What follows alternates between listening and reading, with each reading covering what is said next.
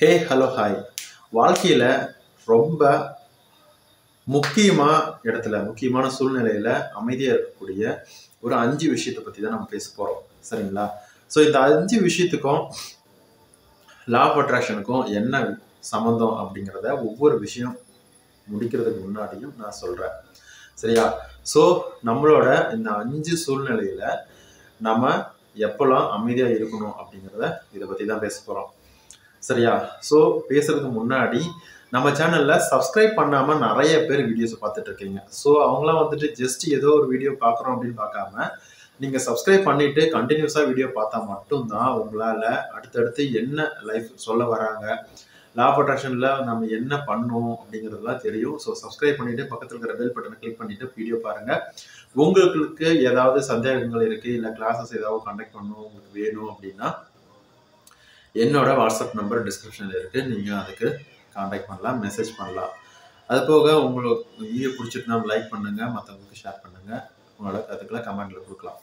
Okay, இப்போ வந்துட்டு வாழ்க்கையில் எந்தெந்த சூழ்நிலையில் நாம் அமைதியாக இருக்கணும் அப்படிங்கிற ஒரு 5 விஷயத்தை பற்றி தான் நம்ம பேச போகிறோம். சரியா? ஃபஸ்ட்டு விஷயம், நீங்கள் அதிகமான கோபத்தில் இருக்கும்போது. சரியா? கோபம் அப்படிங்கும் போது நம்மளை சுற்றி இருக்கிறவங்களையும் சரி நம்மளையும் சரி ரொம்பவே பாதிக்கும். ஸோ அந்த டைமில் நீங்கள் வந்துட்டு அமைதியாக இருக்கும் போது பல பிரச்சனைகளை தவிர்க்க முடியும். ஏன் அப்படின்னா நீங்கள் ஒரு விஷயத்துக்காக கோபப்பட்டிருப்பீங்க. அது வந்து மற்றவங்க மோசமாக புரிஞ்சிருக்கலாம், இல்லை அது சம்மந்தமாக நீங்கள் வந்துட்டு மற்றவங்க கிட்ட பேடாக பிஹேவ் பண்ணலாம், கத்தலாம், அதிகமாக கோவப்பட்டு அவங்களை ஏதாவது மனசை கஷ்டப்படுத்தலாம். இப்படி பண்ணும்போது நாம் அந்த கோபம் போனதுக்கு அப்புறமா அந்த வலிகளை வந்து நம்ம சொல்லி சமாதானப்படுத்த முடியாது. அதனால வந்துட்டு அந்த கோபமாக இருக்கும்போது நம்ம அமைதியாக இருக்கிறது ரொம்பவே முக்கியம். இதுக்கும் லா ஆஃப் அட்ராக்ஷன் என்ன சம்மந்தம் அப்படின்னா, நம்ம கோபத்தில் ரிலேஷன்ஷிப்பில் பொறுத்த வரைக்கும் அந்த கோபத்தில் நிறைய விஷயங்கள் நடக்குது, சண்டை போடுறோம். இதனால தான் நிறைய ரிலேஷன்ஷிப் பிரேக்கப் ஆகுது. அதுக்கப்புறமா வந்துட்டு லா ஆஃப் அட்ராக்ஷனை தேடுறாங்க, நிறையா அந்த சொல்யூஷனை கண்டுபிடிக்கிறதுக்காக, அதாவது அவங்க ரீயூனியன் பண்ணுறதுக்காக நிறைய விஷயத்தை தேடுறாங்க. ஸோ அப்படிலாம் இல்லாமல் இந்த கோபத்தை தவிர்த்தாவே போதும், நாம் ஸ்டாப் பண்ணிடலாம். அதுக்கப்புறம் ரெண்டாவது, நம்ம ஏதாவது ஒரு புதுசாக ஒரு விஷயத்த ஸ்டார்ட் பண்ணுறோம்னு வச்சுக்கோங்களேன், அதை பற்றி மற்றவங்க விமர்சனம் பண்ணுறாங்க அப்படின்னா அதெல்லாம் வந்து நம்ம எடுத்துக்காமல் இருக்கிறது. அதாவது நீங்கள் ஏதோ ஒரு பிஸ்னஸை ஸ்டார்ட் பண்ணலாம், இல்லை நீங்கள் ஏதோ ஒரு புதுசாக ஒரு விஷயத்த ஸ்டார்ட் பண்ணுறீங்க அப்படிங்கும்போது அது வந்து அவங்களுக்கு அது எக்ஸ்பீரியன்ஸ் இருக்கலாம், இல்லை உங்களை வந்து டீமோட்டிவேட் பண்ணணும் அப்படிங்கிற மாதிரி, இவெல்லாம் எங்கே ஜெயிக்க போகிறான், இவெல்லாம் எங்கே எதாவது பண்ண போகிறான் அப்படிங்கிற மாதிரி உங்களை டவுன் பண்ணி பேசுகிறாங்க அப்படின்னா அந்த டைமில் நாம் அமைதியாக இருக்கிறது நமக்கு ரொம்பவே நல்லது. அந்த இடத்துல அவங்களுக்கு ஒரு ரியாக்ட் பண்ணி கத்துறதுனால எந்த ஒரு யூஸுமே இல்லை. அவங்களுக்கு நம்ம விஷயத்த சொல்லி புரிய வைக்கணும்னு அவசியம் இல்லை. நல்லதாக இருந்தால் யோசனை கேட்கலாம், இல்லைன்னா அதை அப்படியே கடந்து போகலாம். சரிங்களா? மூணாவது விஷயம், இப்போ நீங்க ரொம்ப நாளா பேசி பழகி பிரிஞ்சிருப்பீங்கல்ல, அவங்க பத்தி மற்றவங்க உங்ககிட்ட ஏதாவது ஒரு சொல்றாங்க அப்படின்னா உடனே நீங்களும் அவங்க கூட சேர்ந்துக்கிட்டு அவங்க அப்படிதான் பண்ணாங்க அப்படிங்கிற மாதிரி நீங்க பேசுனீங்க அப்படின்னா உங்களுக்குள்ள இருக்கக்கூடிய ரிலேஷன்ஷிப் ரொம்பவே வந்து அதிகமா பிரிவை வந்து ஏற்படுத்தும். ஸோ அந்த மாதிரி பண்ணக்கூடாது. இப்படி பண்ணும் போது என்னன்னா, உண்மையாவே வந்து அந்த ரிலேஷன்ஷிப் வேணும் அப்படின்னு நினைக்கிறவங்க அப்படின்னா நீங்க அந்த மாதிரி பேசவே கூடாது. நீங்க அதிகமா கஷ்டப்படுத்திட்டாங்க அப்படின்னா ஓகே, நீங்க மற்றவங்ககிட்ட அதை ஷேர் பண்றீங்க. இதை தவிர்த்து நீங்க வந்துட்டு இந்த மாதிரி மனநிலை இல்லாம மற்ற மாதிரி ஜஸ்ட் ஒரு விஷயத்த சொல்ல வராங்க அப்படின்னாவே அவங்கள பத்தி நீங்க தப்பா பேசுறாங்க அப்படின்னா அது அதிகமான ஒரு டிஸ்டன்ஸை உருவாக்கும். ஸோ இதை நீங்க பண்ணவே கூடாது. ஸோ இது 3வது.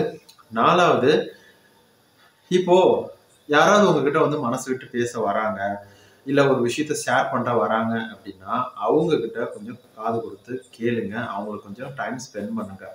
ஸோ இப்படி பண்ணும் போது என்ன நடக்கும் அப்படின்னா, நீங்க வந்து அவங்களுக்கு வந்து ஒரு ரெஸ்பான்ஸ் கொடுக்குற மாதிரி, அவங்கள ஒரு கேர் பண்ற மாதிரி இருக்கும். அவங்க உங்களை நம்பி நிறைய விஷயத்த ஷேர் பண்ணுவாங்க. அவங்களுக்கு ஒரு மன நிம்மதி கிடைக்கும். முழுக்க உங்களை நம்புவாங்க.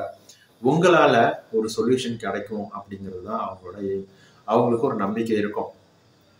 அது மட்டும் இல்லை, எப்போ எது நடந்தாலும் அவங்ககிட்ட கொஞ்சம் ஷேர் பண்ணலாம், சொன்னால் மனசு திருப்தியாக இருக்கும், அவங்கக்கிட்ட பேசினாவே போதும் எனக்கு ஒரு சொல்யூஷன் கிடைக்கும் அப்படின்னு அவங்களுக்கு ஒரு நம்பிக்கை வரும். அதனால நீங்கள் மற்றவங்களுக்கு ஒரு மதிப்பு கொடுத்து அவங்க சொல்கிறத ஃபஸ்ட்டு கேளுங்க. நீங்க சொல்ற சொல்யூஷன் வந்துட்டு அவங்களுக்கு யூஸ் ஆகாம கூட இருக்கலாம்.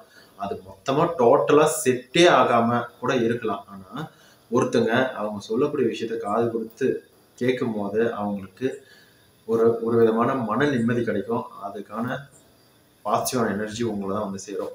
ஏன்னா ரிலேஷன்ஷிப்பை பொறுத்த வரைக்கும் ஒரு அடிபட்டுட்டா அப்படின்னா மற்றவங்ககிட்ட அதை ஷேர் பண்ணணும், மற்றவங்களாம் டிஸ்கஸ் பண்ணணும்னு நிறைய பேர் ஆசைப்படுவாங்க. ஸோ இது மட்டும் இல்லாமல் அவங்க பர்சனலான விஷயத்தை வந்து அதிகமாக சொல்லணும் அப்படின்னு ஆசைப்படுவாங்க. ஸோ அப்படி இருக்கும்போது நம்ம அவங்களுக்கு கொஞ்சம் சப்போர்ட்டிவாக இருந்தோம் அப்படின்னா அந்த பிரச்சனையிலேருந்து வெளியே வர்றதுக்கு ரொம்பவே ஹெல்ப்ஃபுல்லாக இருப்பீங்க நீங்கள். 5வது, நீங்க முக்கியமான ஏதாவது ஒரு முடிவு எடுக்கணும் அப்படின்னு இருக்கும்போது நீங்க ஒரு 5 நிமிஷம் உட்காந்து வெயிட் பண்ணி அதுக்கப்புறமா அந்த முடிவை சொல்லுங்க. ஏன் அப்படின்னா நீங்க வந்துட்டு சடனா ஒரு விஷயத்த ஒரு இதை வந்து வார்த்தையை வந்து விடும்போது அது ஒரு வேல்யூ இல்லாம இல்லை மற்றவங்களுக்கு கஷ்டத்தை ஏற்படுத்த மாதிரியான விஷயங்கள் இருந்தது அப்படின்னா அது வந்துட்டு உங்களுக்கும் பாதிக்கும், அவங்களுக்கும் பாதிக்கும். மூளை வந்து உங்களுக்கு அந்த ஒரு டைம் டிலே கொடுக்கும்போது மூளை வந்து எது சரி, எது கரெக்டு, எது தப்பு அப்படிங்கிற அந்த யோசிக்கக்கூடிய, அதாவது டிஃப்ரென்ஷியேட் பண்ணி பார்க்கக்கூடிய அந்த திறனை வந்து அது வளர்த்துக்குது. அப்படிங்கும்போது கரெக்டான ஒரு முடிவு எடுத்து உங்களால் கொடுக்க முடியும். ஸோ இந்த 5 விஷயமும் லா ஆஃப் அட்ராக்ஷனோட ரிலேட்டடாக இருக்கும், முக்கியமாக இந்த ரிலேஷன்ஷிப்பை சம்மந்தமாக இருக்கும். ஸோ இதனால வந்துட்டு எந்த ஒரு விஷயத்தை பண்ணாலும் சரி இந்த 5 சூழ்நிலையில எப்பவுமே கொஞ்சம் அமைதியாக இருந்து முடிவெடுங்க. இந்த அமைதியாக இருக்கும்போது எல்லா விஷயத்தையுமே சக்ஸஸ் பண்ண முடியும். ஸோ வந்து இதை ட்ரை பண்ணி பாருங்கள். இந்த வீடியோ பிடிச்சிருந்து அப்படின்னா லைக் பண்ணுங்கள், மற்றவங்க ஷேர் பண்ணுங்கள். ரொம்ப நன்றி.